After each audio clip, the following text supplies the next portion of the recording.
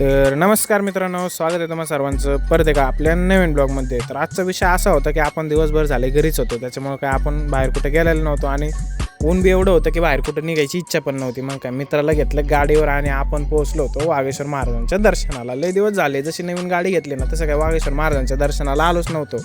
म्हटलं चला आता आलोय तर एकदा ना महाराजांचं दर्शन तरी घेऊन जाऊ. तर मित्रांनो, आता हे जे तुम्ही वागेश्वर मंदिर बघताय ना, हे ना आपल्या चरोलीत आहे. आता रात्रीचा वेळ असल्या कारणाने महाराजांच्या दर्शनाला गर्दी ही बरीचशी कमी होती. मग काय लवकरच मी दर्शन घेतलं. आता मी तर घेतलं दर्शन, तुम्ही सुद्धा दर्शन करून घ्या. बाहेर आल्यानंतर लवकरच आपल्या छत्रपती शिवाजी महाराजांना मुजरा केला आणि आम्ही निघालो घराकडे. तर आता विषय असं झालता की नेमकं आम्ही घराकडे निघलोच होतो की तेवढ्यात मित्र म्हणाला, अरे एकदा जाता जाताना आपल्याला मसोबाचं दर्शन करायचंय. आणि आता तुम्हाला तर माहिती आहे, मित्र बोलला ना आपण केलं नाही, असं कधी झालं नाही. मग काय लवकरच आलो आपल्या मसोबाच्या मंदिरात. माझं इकडे दर्शन होत तर मित्रांनी डायरेक्ट दर्शन घेऊन बाहेर पळ काढला होता. आणि पळ ह्या गोष्टीसाठी काढला होता की त्याला ना भाजीला घ्यायचं होतं. त्याला भीती होती की मी त्याचा व्हिडिओ काढन, आणि झालंय तसंच. आता मी त्याचा व्हिडिओ काढला होता, आता याचं भाजीला घेऊन झालतं. आणि मला ना हा ज्ञान देत होता, कसं रे तुमच्या वहिनीला त्रास नको ना, म्हणून हे सगळं करावं लागतं. तर मला गर्लफ्रेंड नाही, या गोष्टीचं ना मला कसंच वाईट वाटत नाही. पण नेमकं ह्याचं तोंड बघून याला गर्लफ्रेंड आहे या गोष्टीचा ना जरा जास्तच वाईट वाटतंय. चला मित्रांनो, मी घेतो याच्याकडनं पोरी पाठवायच्या ट्रिक्स. भेटू आपल्या पुढच्या ब्लॉग मध्ये.